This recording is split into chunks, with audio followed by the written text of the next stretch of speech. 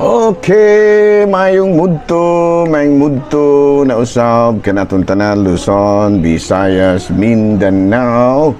Mayong mudto Philippines, mayong mudto world, mayong mudto universe. Ana na punta mga higala dinhi nga atong tulumanon sa kahanginan CONA Catechesis on Air ug ako lang gihapon kini inyong ubos nga alagad Reverendo Padre Edwin Academia Acab. Abay no adlaw na usab karon nga Sabado, sa 30 na kini mga higala sa bulan sa Agosto. Kumusta na mga higala no? Naginaot kita nga ana kamong tanan sa kapiskay sa panlawas ni ining kamuntuhon. Walay ubo, walay hilanat, walay sipon, wala na maginhawa dili na sipon apa naginhawa pa mo na nakaayo din ha kay bisan tuod kung walay na gaginhawa wala gibatis lawas pero naginhawa pa importante na siya nala no adlaw karon nga Sabado pizza 30 na kini ug mga adlaw mahigala 31 na pagka Lunes September na gyud wala na ilain mga higala September, October, November Pasko na po. Makadawat na po tayo ng tuwalya. Kani nga ako, parang ako mga kalagmitan dyan akong madawat matimpong Pasko mahigala. No? Kami mga pare, tagaan yun mo sa amo ang mga kaila po din taon nga gusto mo atang pinaskuhan.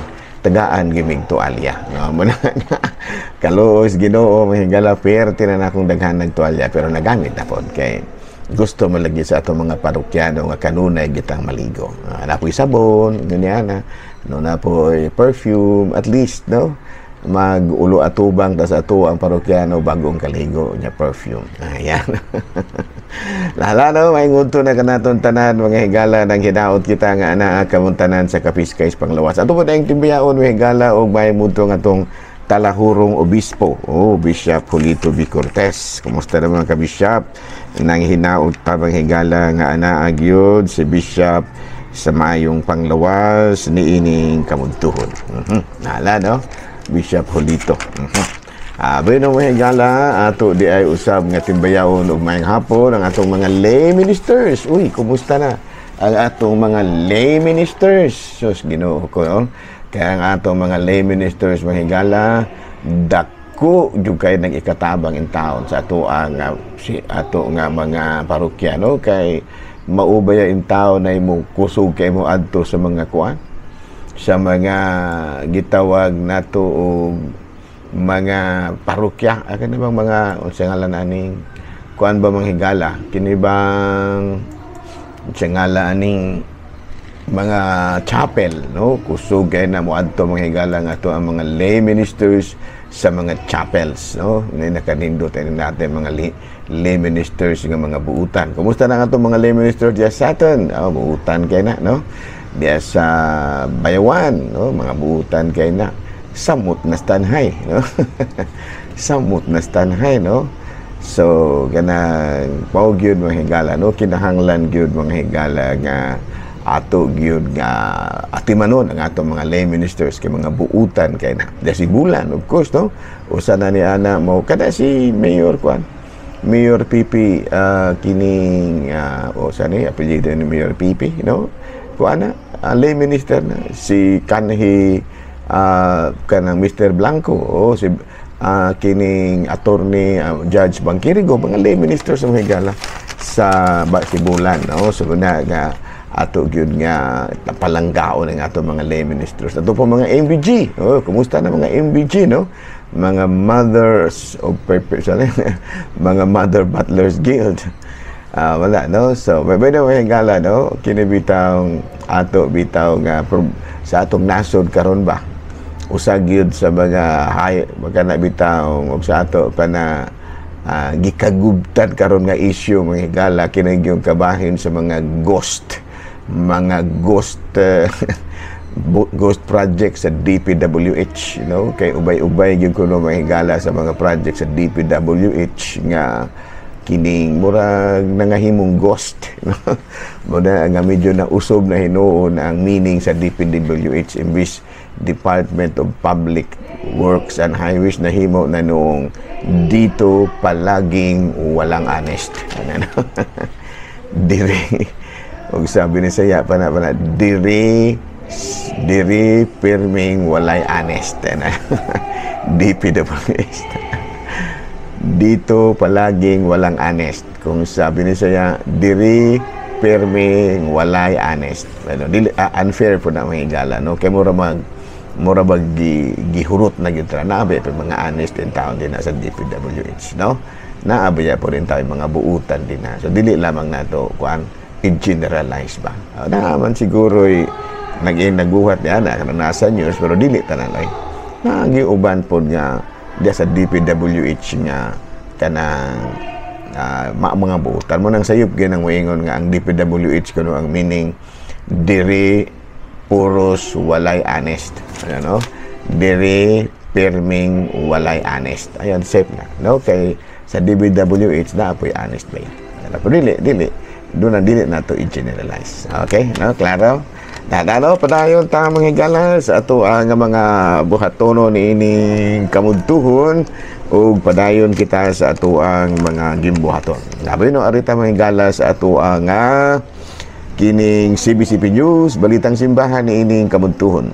Padre Pius Ryan sa Zambales gisugda na ang pagtukod. Gani usa ka groundbreaking ceremony ang napahigayon ining nakalabayng adlaw pinanguluhan ni Bishop Bartolome Santos Jr. Matud pa. No niya matud pa padayon usab karon ang pagpamalandong no sa mga katawhan sa nasangpit nga lugar aron nga mahingpit yung matukod no ang matud pa Padre Pius Ryan dito sa Zambales, Iba Zambales. Balita mga lagi kan sa Vatican, peace be with you all towards an unarmed and disarming peace. Mao kini karon ang pinakatima sa World Jewish Day karong 2027 nga adto ipahigayon sa Seoul, Korea. Ano? Sa ilahang tema, peace be with you all towards an unarmed and disarming peace.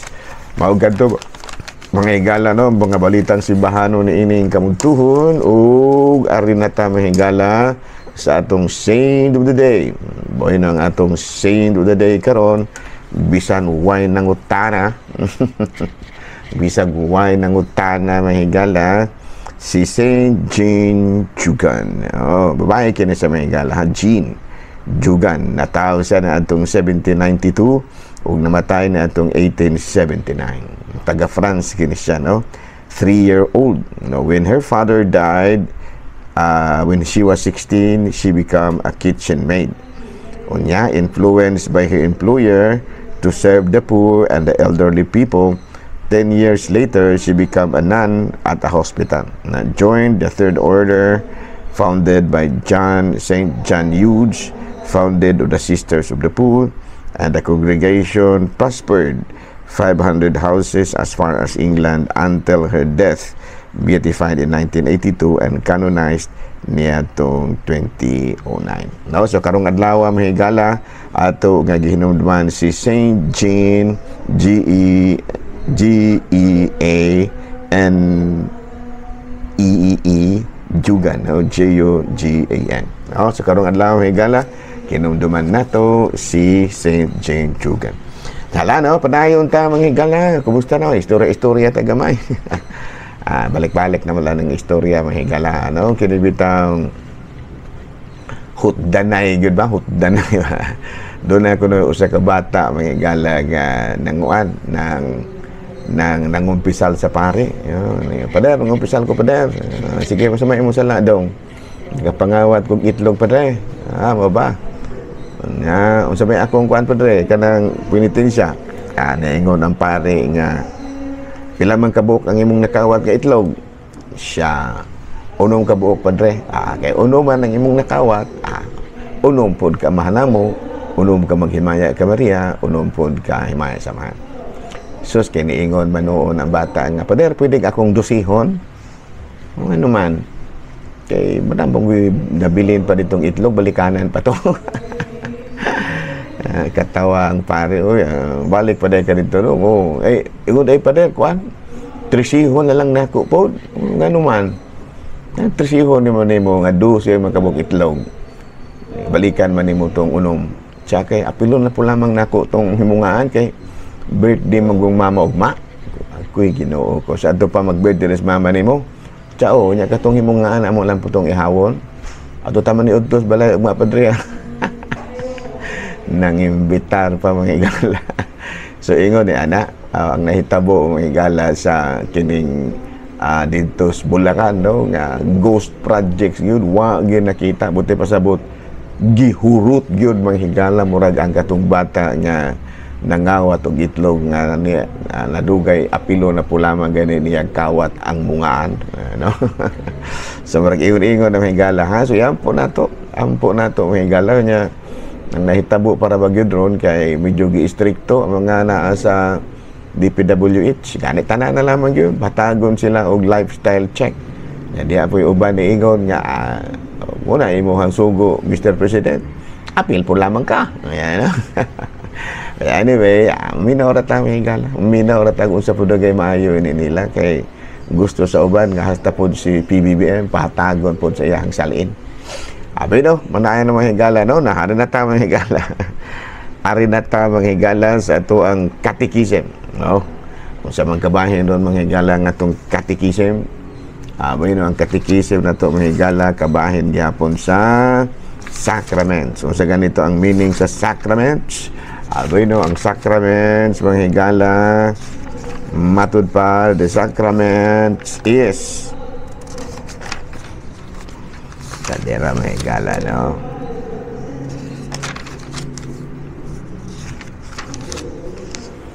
A visible sign, o dili invisible, a visible sign instituted by Christ in order to give grace. Kasi ato pa, ang tanan gidi ay nga mga sakramento gitukod ni Kristo, arma paangayan ta og grasya. Wala daw nga natong pipila ka adlaw ato nang gihisgot-hisgutan kung unsang mga grasyaha ang madawat sa katao kun ugaling mabunyagan. Unya na, no? Unya maupod gihapon, no? Ato pod nga gihisgot-hisgutan ako man ning usbon ako ni himo i-compile na ko ni higala nga ako ang mga research kay research baya pod ni, no? Aron pod nga medyo makulukat-on po mo gamay pinagi sa mga handouts, ano. Unya matud pa doon na pod tay lain nga sakramento nga ato pong gihisgutan mahigala kung unsa pod ang sakramento, unsa po mga grasya nga madawat nato sa sakramento sa kumpirma, ano. And then karon ang atong hisgutan mahigala kining sakramento sa unsa man, kining sakramento sa Holy Eucharist. Okay, no? Holy Eucharist. Ayan, no? So, muna ato ang karong higutis-gutan. Abi na may gala, ang sakramento sa Holy Eucharist, ato ka nang mabasa. Daghang kayong mga verses ani sa Bible. Pero ato rang usaray atong gikuha. Kining sa unang sulat ni San Pablo, ngadto sa taga-Korinto. Kapitulo 11, versikulo 23 hangtod sa 26. Ato pa rin, no? Kay nadawat ko gikan sa Ginoo ang pagtulunan nga akong gitudlo kaninyo. Nga ang Ginoong Hesus sa gabi nga sa gibudhian mikuha sa pan. Unya may pasalamat sa Dios ug gipikas-pikas niya ang pan ug miingon, mao kini ang akong lawas nga alang kaninyo. Buhata kini aron paghandom kanako. Human sa panihapon gikuha niya ang kupa ug miingon, mao kini ang kupa sa bag-ong kasabutan sa akong dugo. Matag inom ninyo niini buhata sa paghandom kanako. Kaysa matag kaon ninyo niining pan ug ngahihatag ug pag-inom ug sa matag inom ninyo niining kupa gisangyaw ninyo ang iyang kamatayon hangtod sa pagbalik niya. Muni siya mga igala atong gibasihan sa santos nga Eucharistia. Kining sa unang sulat ni San Pablo ngadto sa taga-Korinto kapitulo 11 bersikulo 23 hangtod sa 26. Noon niya matud pa pangutana. Unsa man grasyaha nga atong madawat kung ugaling madawat nato ang santos kay Eucharistia kining misa. Of course, increased union with Christ. No, increase ato pa madugangan ang atong pagkahiusa nga ato kang Kristo. Unya, kung mahiusa na gani kita kang Kristo, mas strengthen ang ato ang mga values, no? Ato ang mga kinaiya ba, murag mas mulig-on pa ang ato ang mga kinaiyang Kristohano, no, Christian values. Unya makuan pod kung mahiusa na kita kang Kristo, makuha pod ang ato mga venial sin, no? Unya malig-on pod kita batok sa mga tentasyon, ana, no, nya ikasunod, mas mulambo kita sa espirituhanong paglambo. And then sa katapusan, mag-andam sa atong kalag alang sa kinabuhing walay katapusan. Muna, no? Unya, ano dapat tayo mabasa po mga higala nga diri sa atong ebanghelyo. Doon na ba tayo mabasa diri sa atong ebanghelyo? No, nga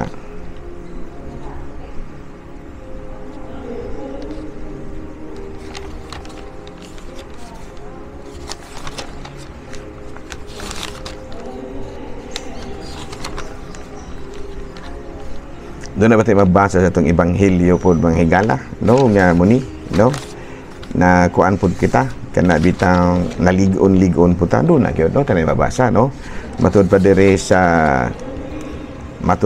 sa kini kay kun nahiusa kita diha sa iyahang pagkamatay, mahiusa usab kita kaniya kun banhaon na kita ingon nga gibanhaw siya.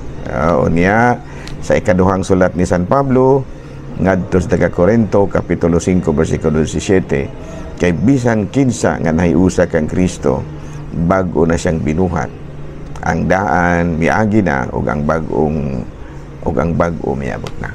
Wala, no? Wala na. Okay.